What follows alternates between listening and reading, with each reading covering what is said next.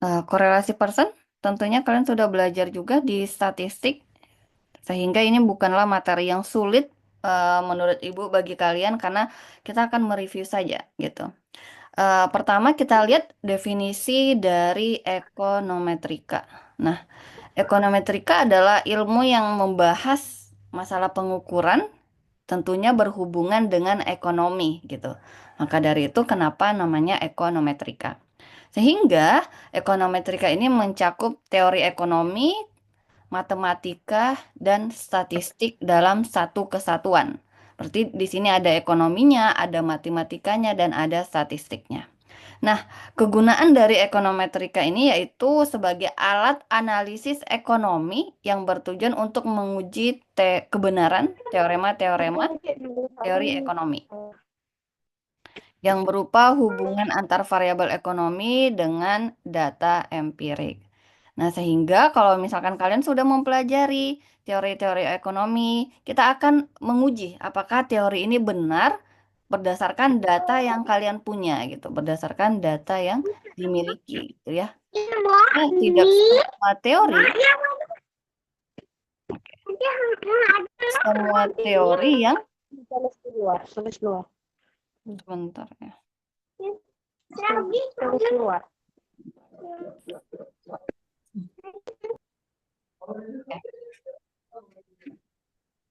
Tidak semua teori yang itu benar ketika kita uji sesuai dengan data kita gitu ya. Oke, next. Nah, ini merupakan metodologi dalam ekonometrika. Yang pertama kita tentunya merumuskan persamaan matematis yang menggambarkan hubungan antara variabel ekonomi seperti yang diterangkan oleh teori ekonomi. Kemudian setelah kita merumuskan, kita merancangkan mode dan prosedur berdasarkan teori statistik.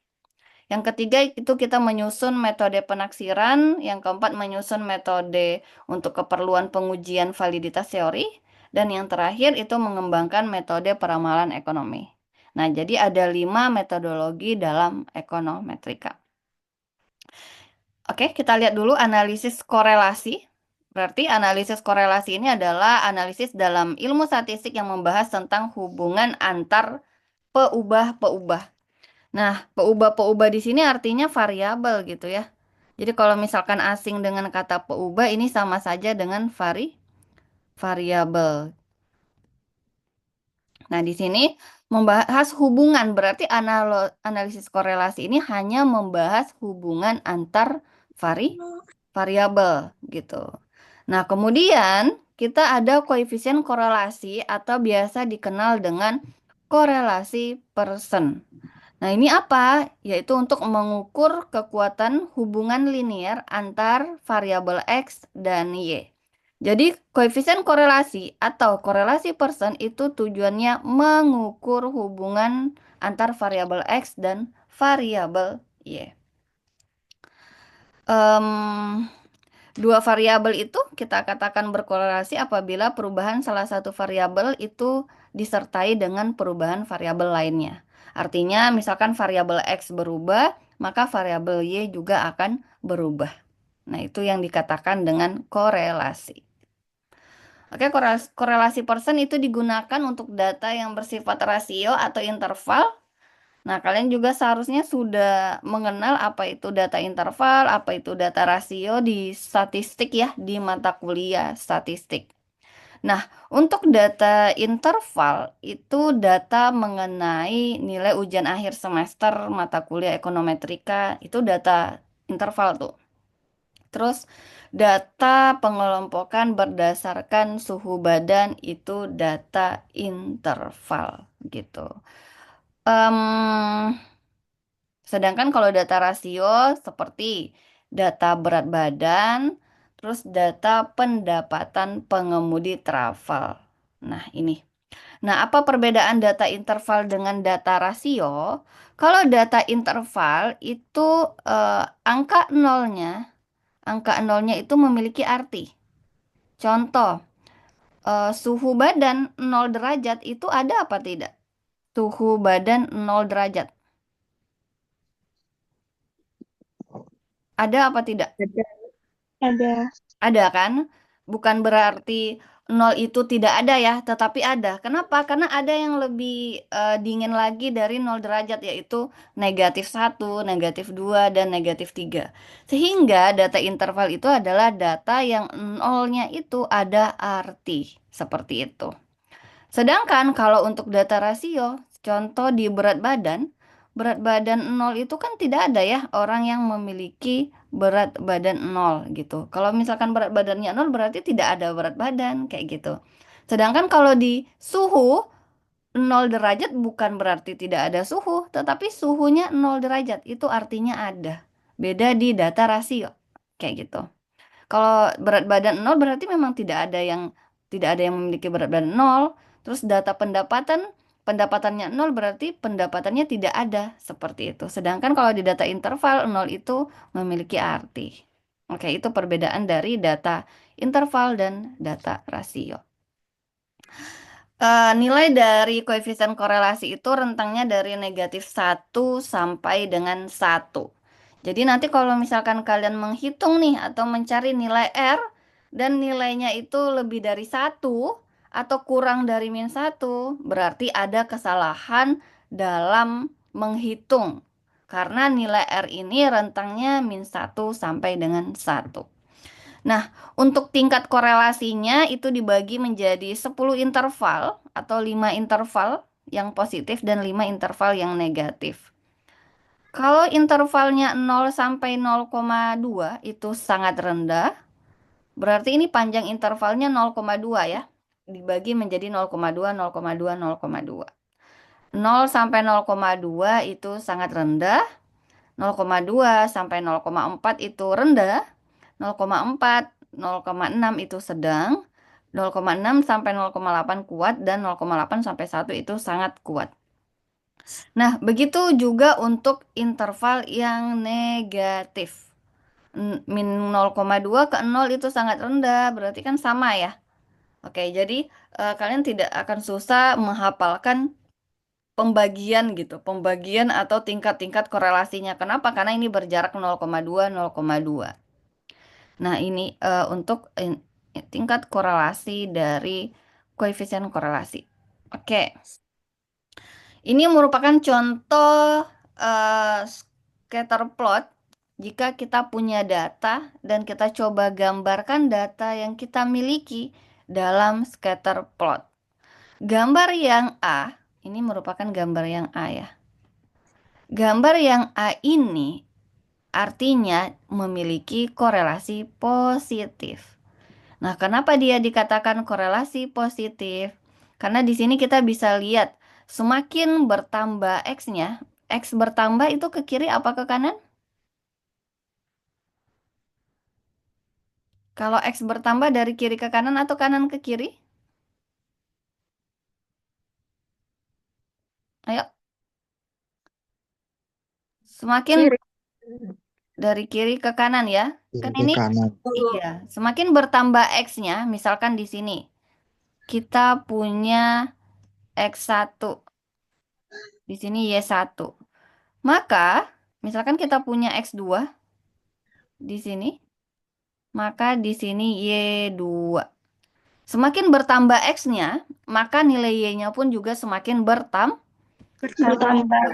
Nah, Nah, ini yang dikatakan dengan korelasi positif. Nilai X naik, maka nilai Y juga naik. Sedangkan di gambar yang B itu korelasinya korelasi negatif. Kenapa? Karena semakin bertambah nilai X-nya, maka nilai Y-nya semakin Makin turun. turun. Nah, ini yang dikatakan korelasi negatif. Kenapa? Berkebalikan. X-nya bertambah, Y-nya turun. Itu kan kebalik ya, berkebalikan. Maka dikatakan korelasi negatif. Nah, kalau untuk gambar yang C ini tidak memiliki korelasi. Kenapa? Karena dia tidak menunjukkan ya, tidak menunjukkan hubungan. Kalau seperti ini hubungannya apa antara X dan Y? Dia tidak menunjukkan hubungan atau gambar plot-plotnya ini itu acak. Kalau ini kan kelihatan dia membentuk garis lurus eh, naik, kalau yang gambar B garis lurus turun. Sedangkan di gambar C dia tidak membentuk korelasi sehingga dia dikatakan tidak memiliki korelasi. Begitu. Oke, ini interpretasinya. Misalkan tadi kita katakan bahwa kalau dia naik seperti ini korelasinya positif ya. Ini naik ya. Iya, Bu. Iya, Bu. Berarti kalau korelasinya positif, nilai R-nya Positif. nilai R-nya positif. Ini apa? Berarti semakin Lagi rapat lagi Zoom, ayo titik-titiknya, lagi belajar lagi. Ayo Resi lagi pergi lagi lah. semakin rapat titik-titiknya, maka nilai R-nya juga semakin besar. Ini kan kalau kita lihat dari ketiga gambar ini, gambar yang titik-titiknya rapat ke garis merah itu adalah gambar yang di tengah. Nah, ini ditandai dengan nilai R-nya 0,95 atau nilai R-nya lebih tinggi dibanding gambar yang lain. Gitu. Kalau semakin jarang titik-titiknya seperti gambar pertama ini, maka nilai R-nya pun juga rendah. Begitu ya. Nilai R-nya 0,58. Nah, kalau tadi kita kan sudah belajar ya interval atau tingkat korelasi. Kalau R-nya 0,95 itu masuk ke Itu interval benar. terakhir, yaitu hubungannya sangat Sangat kuat. kuat. Kalau 0,7 itu masuk ke interval kedua terakhir berarti itu korelasinya kuat. Hmm. Sedangkan 0,58 masuk ke interval ketiga, maka korelasinya sedang gitu ya. Oke. Nah, nanti kalian bisa menggambarkan scatter plot ini dengan aplikasi bisa di Excel bisa juga, nanti di program R juga bisa. Di Excel ada ya menggambar plot, scatter plot seperti ini.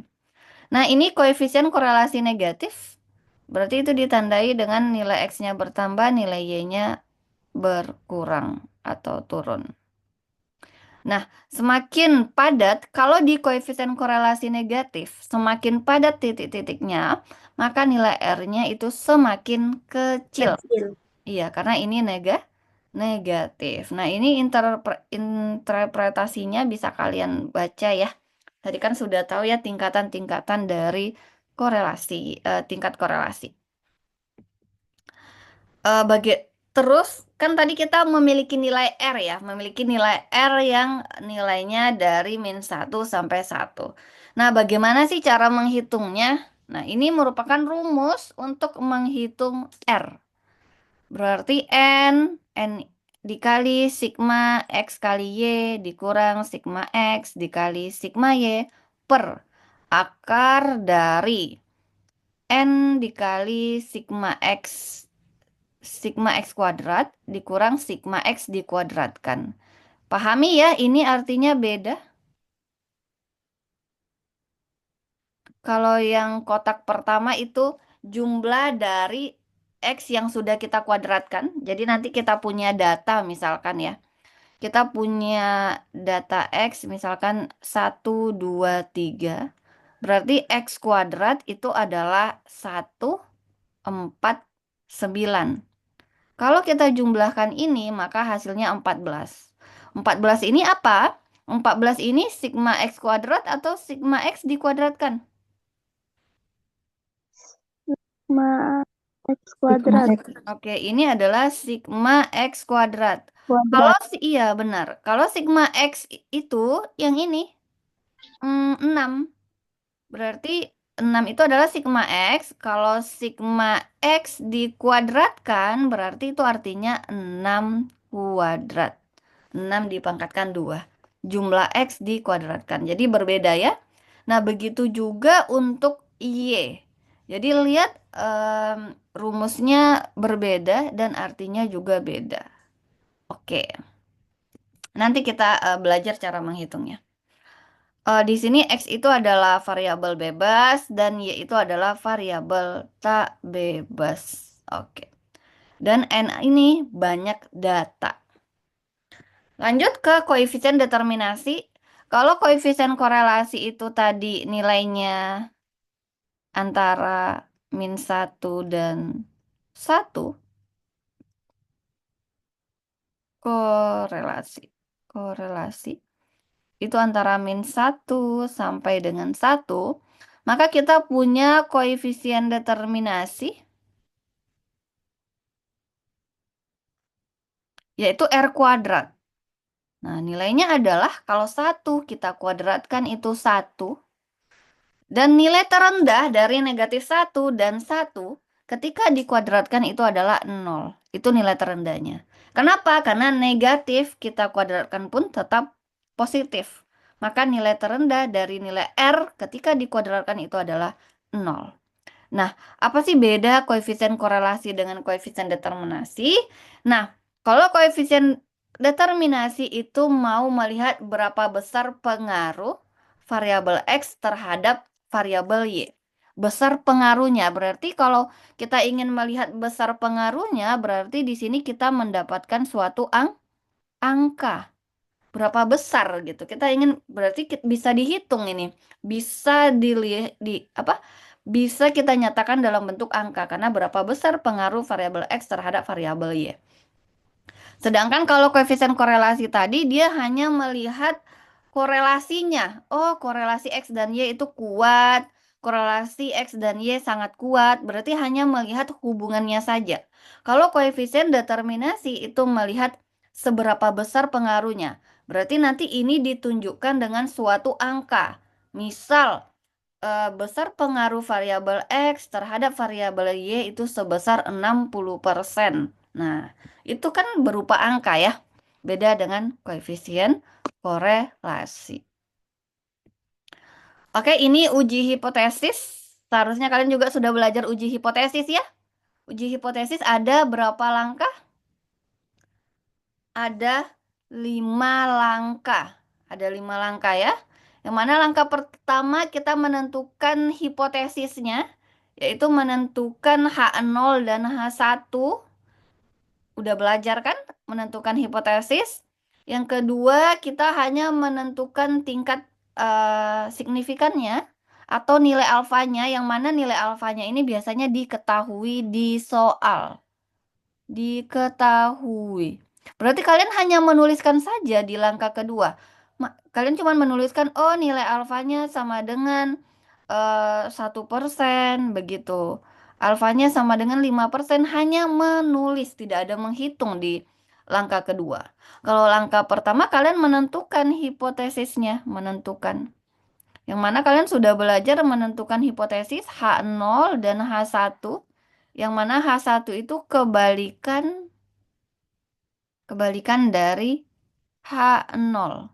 Kalau H0 tidak ada pengaruh, berarti H1-nya itu adalah terdapat pengaruh. Kebalikan ya. Misalkan H0 tidak ada pengaruh antar variabel X dan Y.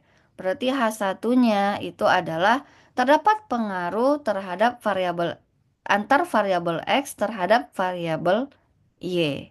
Nah, itu hanya menuliskan seperti itu saja, yaitu berupa kalimat. Nah, sedangkan di mana sih kita menghitung, Bu, gitu? Kita menghitung itu di langkah ketiga. Statistik uji yaitu uji T. Berarti kita menghitung di langkah ketiga ya. Langkah keempat kita cuma memutuskan. Apa yang kita putuskan? Yang mana yang kita terima? Kan tadi kita punya 2 hipotesis.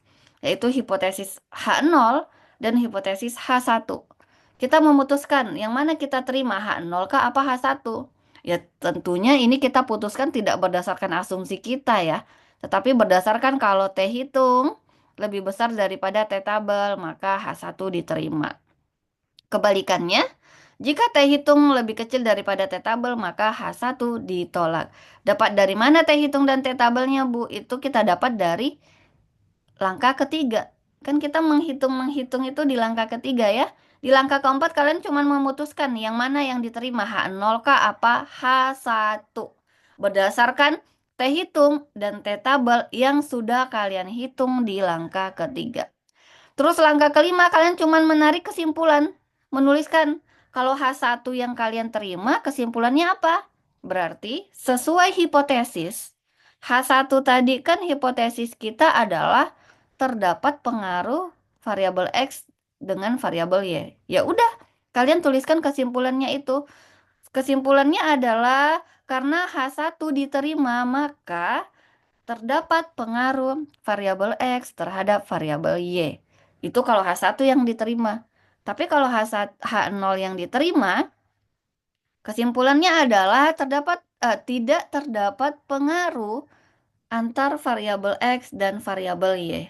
Jadi, walaupun ini langkahnya banyak, tetapi perhitungannya hanya di langkah ketiga. Kenapa sih kita perlu langkah-langkah seperti ini? Biar terstruktur apa yang kalian hitung. Berarti, biar terstruktur apa yang akan dikerjakan pertama kali. Kalian menentukan H0-nya, karena kalau kalian tidak menentukan H0, ya apa yang akan diputuskan gitu ya. Karena kan kita memutuskan menerima H0 dan H1. Nah, begitu. Terus kalau misalkan tidak ada kesimpulan ya kita menghitung ini kan untuk mencari kesimpulan, untuk mencari hasil akhirnya, yaitu di kesimpulan. Oke, jadi diikutin ya setiap langkah-langkahnya ya. Ini juga akan melatih kalian juga untuk lebih bekerja terstruktur begitu. Jadi diikutin. Nah, jangan nanti kayak langsung menghitung saja atau langsung eh memutuskan, tidak seperti itu ya. Jadi kalian harus belajar dari sini itu bekerja secara terstruktur. Oke. Nah, tadi tadi di langkah keempat kita akan membandingkan T hitung dan T tabel. Yang mana cara menghitung T hitung itu seperti ini. R dikali akar N kurang 2 per akar 1 kurang R kuadrat. Berarti sebelum menghitung T hitung, kalian harus menghitung apa dulu? Harus mencari nilai apa dulu sebelum menghitung T hitung?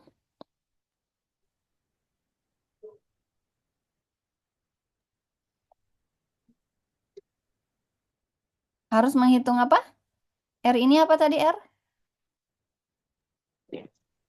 Koefisien Koefisien korelasi. Iya, berarti harus menghitung koefisien korelasi terlebih dahulu. R kuadrat tadi apa?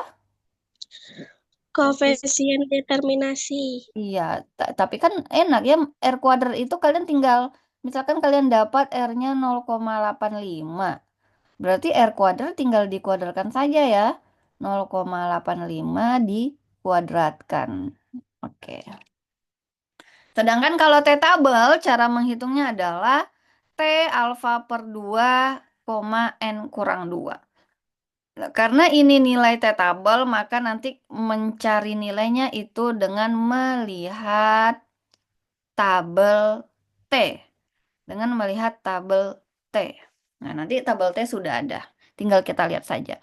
Alfa per 2, N kurang 2. N ini adalah banyak data. Contoh. Data berikut menampilkan bahwa kehadiran 8 mahasiswa program studi ekonomi syariah dan nilai akhir yang dipilih secara acak di kelas ekonometrika. Oke, di sini variabel bebasnya adalah X dan variabel tak bebasnya itu Y, di mana variabel bebasnya itu kehadiran mahasiswa. Kenapa? Benar tidak kehadiran ini mempengaruhi nilai akhir? Atau nilai akhir yang mempengaruhi kehadiran? Yang mana? Yang benar. Kehadiran mempengaruhi Kehadiran mempengaruhi nilai akhir. Berarti variabel bebasnya kehadiran ya. Iya, Bu. Variabel tak bebasnya itu adalah nilai akhir. Oke, di sini ada 8 mahasiswa. Hmm, yang disuruh hitung pertama adalah koefisien korelasi dan maknanya apa. Yang kedua, koefisien determinasi dan maknanya apa. Yang ketiga itu adalah em, lakukan uji hipotesis. Oke. Nah, untuk menghitung koefisien korelasi, tadi di rumus itu kita punya sigma XI kali YI. Ada kan rumusnya tadi yang ini? Di dalam rumus. Berarti Ya, kalian ada. harus mencari X kali Y dulu. Terus tadi ada juga XI kuadrat, ada kan? Ada. Berarti kalian butuh X kuadrat. Tadi ada juga YI kuadrat. Sehingga kalian butuh 3 kolom tambahan untuk menghitung koefisien korelasi. Yaitu kolom X kali Y, kolom X kuadrat, kolom Y kuadrat. Yang pertama, kita hitung X kali Y-nya. Berarti kalau X kali Y berapa kali berapa ya yang ini? Untuk yang pertama, X1 kali Y1. 15 kali 15 sembilan kali 90. Oke, 15 90. kali 90. Bisa kan ngitungnya ya? 15 kali 90. Berarti ini 12 kali 88 dan 88. seterusnya. Bisa kan?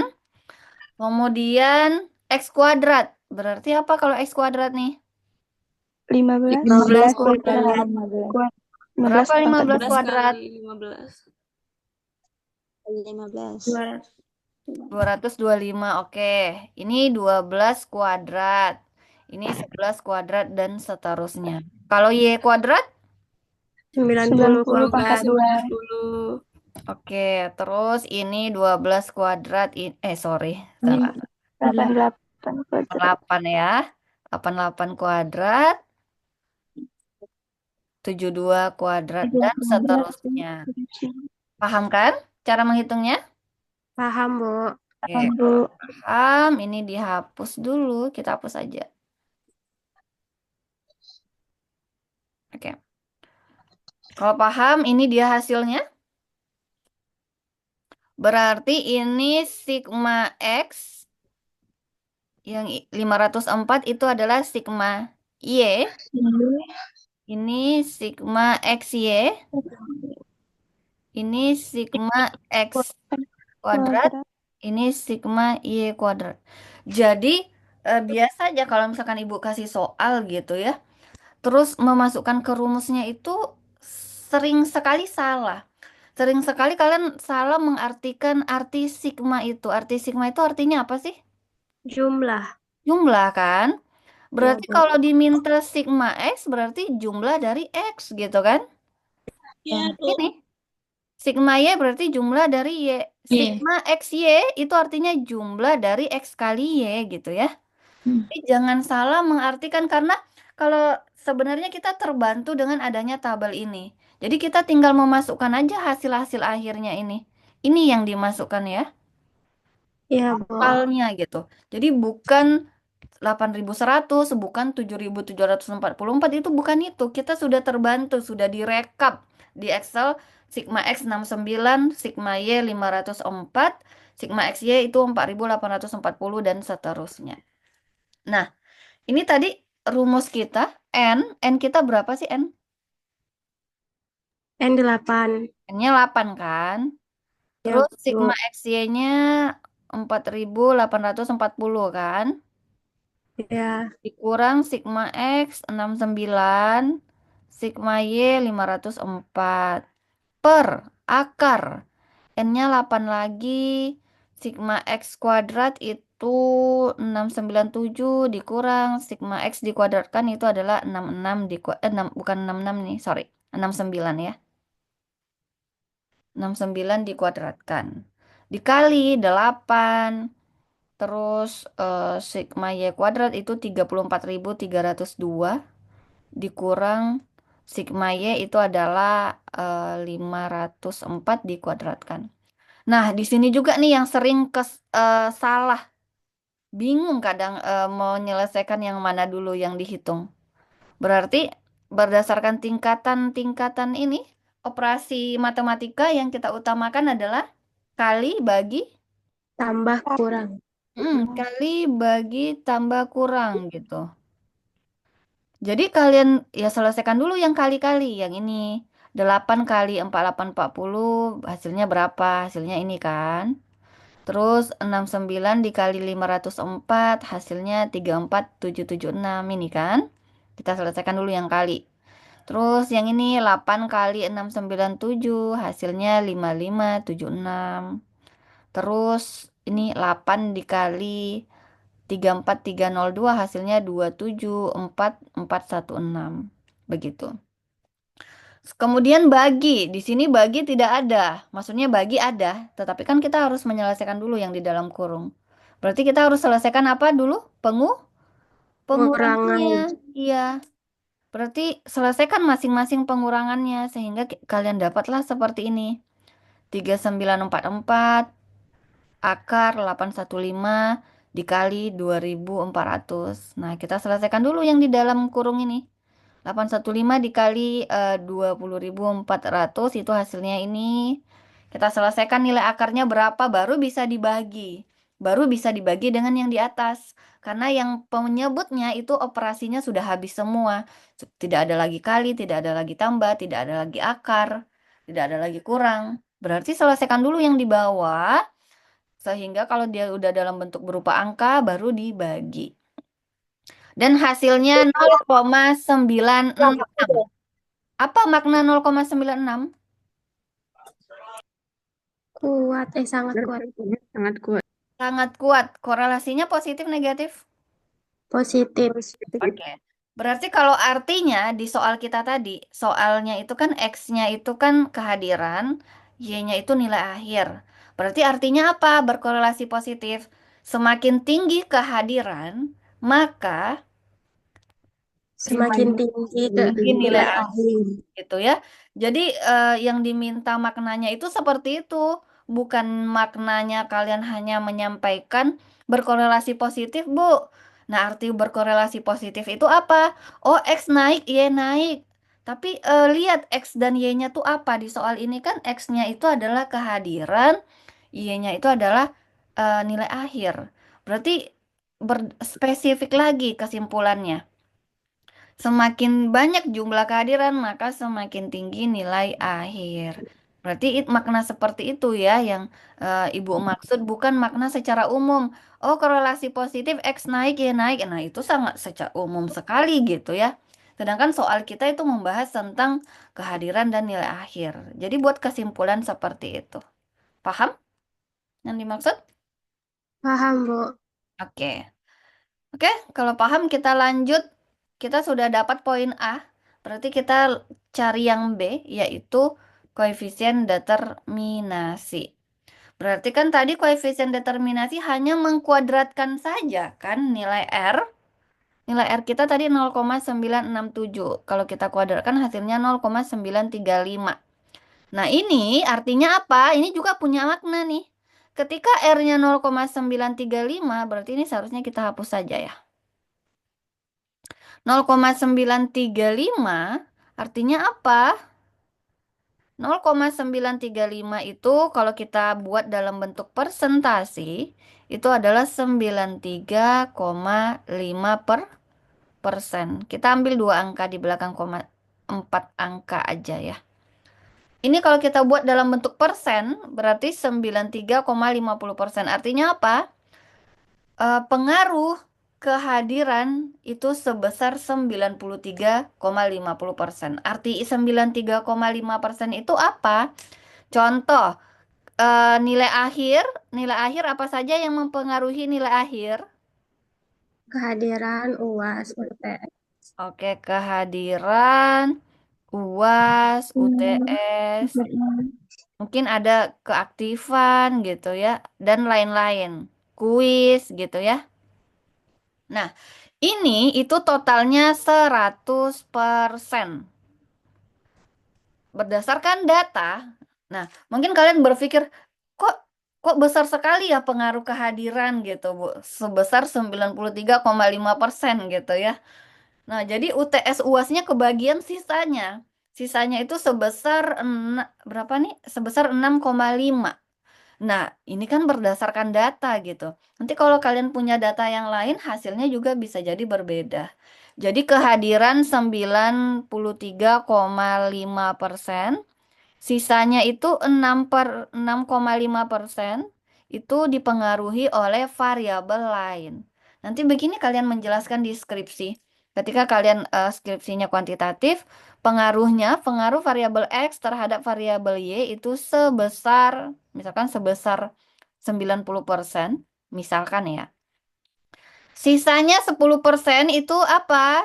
Sisa 10% itu dipengaruhi variabel lain yang tidak diteliti gitu kan. Kalian kan nggak mungkin meneliti semuanya gitu. Pengaruh nilai akhir banyak nih Bu, A, B, C, D, E. Tapi yang kita teliti ya tidak semuanya. Mungkin yang kita ambil hanya 3 variabel saja. Atau yang diambil hanya 2 variabel saja. Berarti kan ada variabel-variabel yang tidak yang tidak diteliti atau yang tidak kita hitung gitu.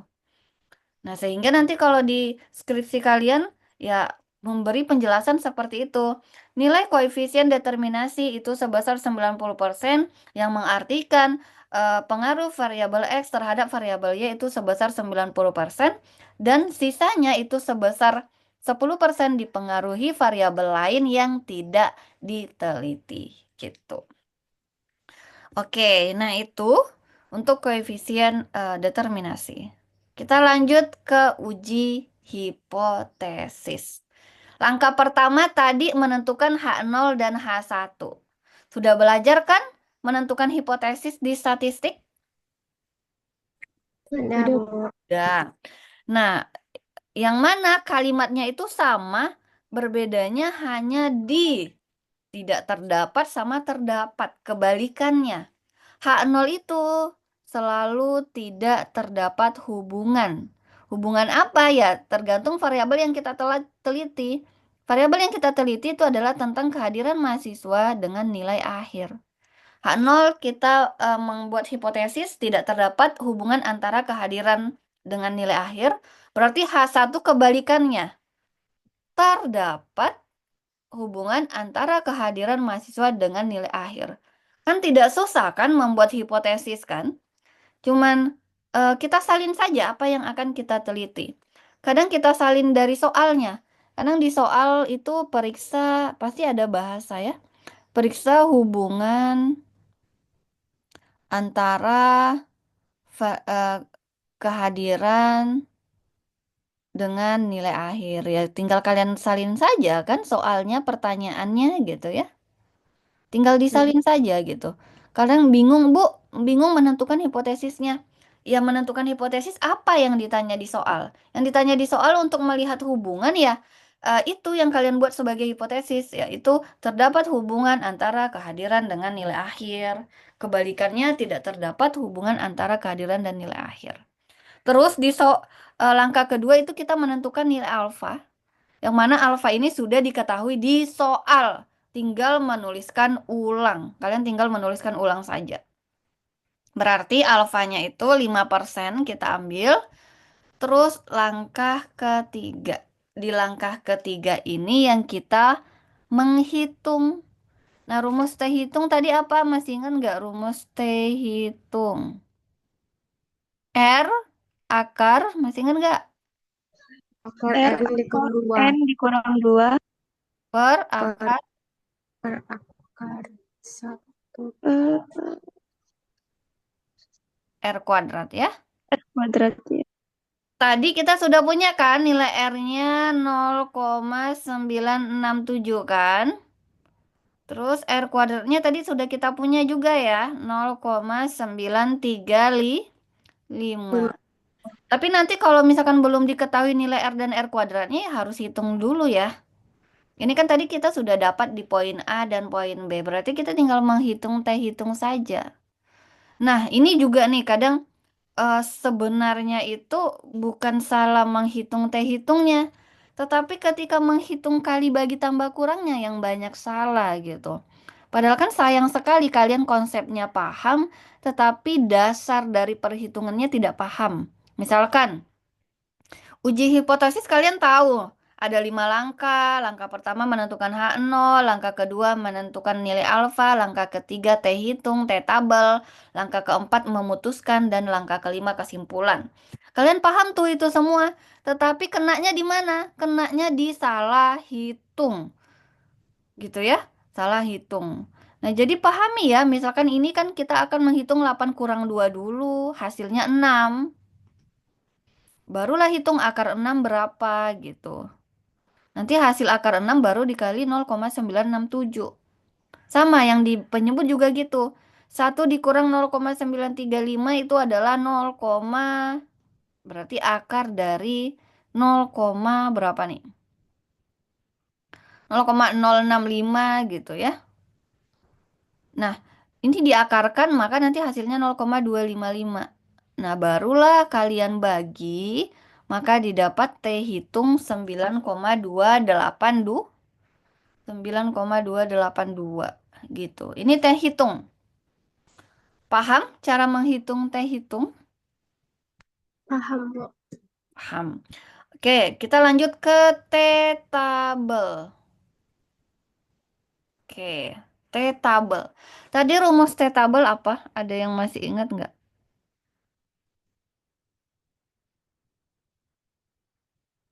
N, bukan N. Apa di sini? Alfa per 2 ya? Ya, Bu. Oke, kita masukin alfa kita berapa ya tadi ya?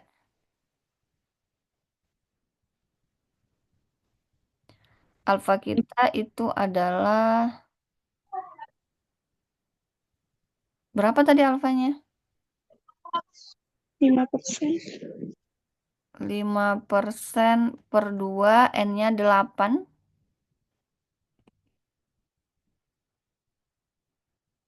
5% per 2 itu 6. Nah, cara melihatnya bagaimana? 6, mana nih angka 6? Angka 6 ini ya. 6 itu ini nih. Ini deka nih.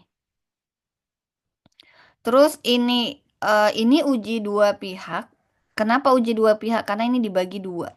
Berarti uji dua pihak kita lihat nilai alfanya yang mana, yang atas apa yang di bawah? Bawah. Berarti 5% itu 0,05 kan? Iya, Bu. Berarti nilai T tabelnya ini berapa? 2, 4, Nah, 4. 2,447. 7. Paham kan cara mendapatkan T tabelnya? Paham, Bu. 2,447. Dia tantangannya yang hanya menghitung T hitung sebenarnya. Oke, T tabelnya 2,447. Oke, kita dapatkan T hitung tadi. Ini masih yang tadi, hanya disalin saja. 9,282. Sedangkan T tabel itu 2,447. Coba putuskan, apakah T hitung lebih besar daripada T tabel atau lebih kecil? Lebih besar. T hitung lebih besar daripada T tabel. Tadi kriteria apa kalau tadi di ini kita kalau T hitung lebih besar daripada T tabel, apa yang ditolak? H0. H0 ditolak, berarti H berapa yang diterima? H1. H1 diterima. Tadi H1-nya apa? Terdapat Terdapat. hubungan. Oke. Berarti kan ya di langkah kelima kan kita hanya menuliskan kesimpulan kan? Terdapat hubungan antara banyaknya jumlah kehadiran dengan nilai akhir. Ya udah gitu aja gitu. Paham? Paham, Bu. Oke, paham ya? Ada pertanyaan sampai di sini? Gimana yang lain? Ada pertanyaan? Silahkan ditanya saja ya. Kan kalau tidak paham silahkan ditanya. Oke. Oke. Kalau tidak ada yang ingin ditanya, kita simpulkan pelajaran kita hari ini. Oke, kita membahas tentang apa itu analisis korelasi, yang mana merupakan analisis dalam ilmu statistik yang membahas hubungan antar variabel. Terus kemudian kedua kita belajar korelasi person, yang mana korelasi person itu adalah kita ingin mengukur kekuatan. Korelasi person itu kan cuman ingin melihat tingkat hubungannya aja, tingkat kekuatannya aja antar variabel X dan Y. Sedangkan koefisien determinasi itu digunakan untuk mengukur seberapa besar. Berarti koefisien determinasi ini dibuktikan atau ditunjukkan dengan sebuah angka. Sedangkan korelasi person itu memang ada angkanya, tetapi dari angka itu kita tarik tingkat hubungannya itukah apakah sangat kuat, kuat, sedang, lemah, atau tidak kuat. Koefisien korelasi disimbolkan dengan R kecil, yang mana nilai R-nya min 1 sampai 1. Dan koefisien determinasi simbolnya R kuadrat, yang mana nilai R kuadrat itu 0 sampai 1. Oke. Ini daftar pustaka yang Ibu pakai, jadi untuk referensi, bebas menggunakan referensi apa saja. Apalagi sekarang kan banyak referensi e-book, ya, buku digital yang bisa kalian peroleh melalui Google, internet. Banyak Google, blog-blog yang membahas tentang ekonometrika. Banyak di YouTube, itu juga bisa. buku di perpustakaan juga bisa. Jadi silahkan gunakan berbagai sumber referensi yang mana itu akan memperkaya ilmu atau pengetahuan kalian tentang materi dalam ekonometrika. Ini tugas, oke. Walaupun kalian mungkin sudah pernah mendapatkan tugas ini di statistik, tapi angkanya berbeda. Oke, jadi silahkan dihitung ulang dan jangan mengingat tugas yang pernah kalian dapatkan. Angkanya berbeda, ada angka yang saya rubah, sehingga hasilnya pun juga tidak sama.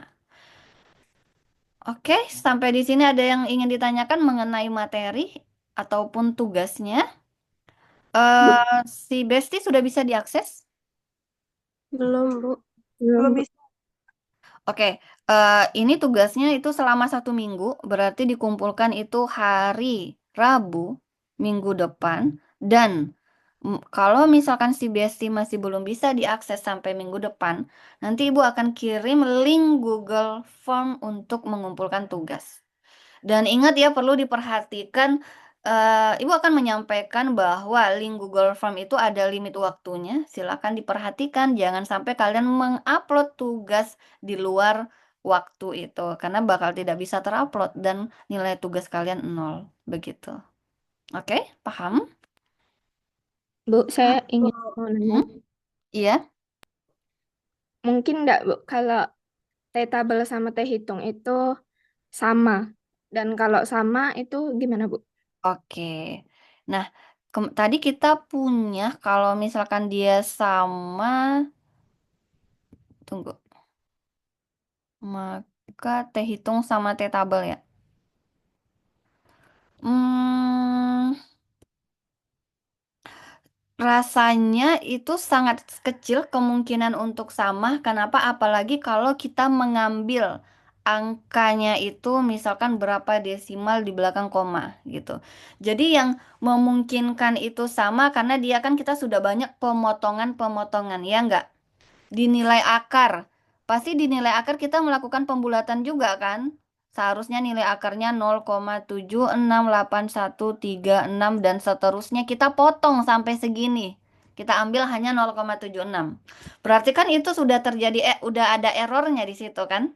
Sudah ada error sebesar 0, sekian sekian sekian walaupun errornya sangat kecil. Kemudian nanti dari pembagian yang penyebut pembilang dibagi penyebut itu kalian bulatkan lagi kan seharusnya sekian sekian sekian hasilnya kalian bulatkan lagi sehingga nanti itu terjadi error lagi, jadi di perhitungan itu terlalu banyak error ketika kalian membulatkan bulatkan bulatkan bulatkan. Nah, sehingga untuk mendapatkan hasil yang lebih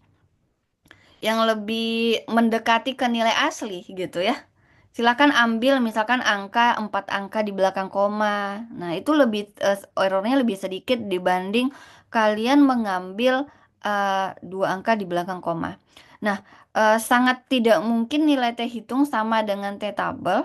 Kenapa? Karena ya itu tergantung pembulatan-pembulatan di kalian. Kalau misalkan sama rasanya ini tandanya besar dari deh. Besar sama dengan. Di sini. Berarti ketika sama maka H1-nya diterima gitu ya. Oke? Oke, Bu. Terima Dan kasih. kalau misalkan sama berarti H1 diterima. Ini ada tanda besar sama dengannya. Oke, untuk tugasnya berarti Ibu harus batasi ya berapa angka di belakang koma ya. Silakan ambil ini 4 decimal place-nya atau 4 angka di belakang koma. 4 angka desimal ya, 4 angka desimal. Begitu. Untuk menghitung ini, karena ini angkanya besar, kalian bisa pakai Excel, ya kan?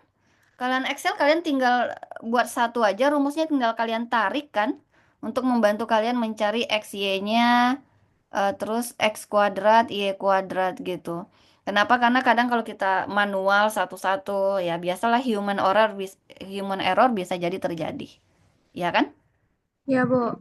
Oke, kalau pakai Excel lebih ini untuk tingkat kesalahannya itu lebih kecil begitu. Oke, ada pertanyaan sampai di sini?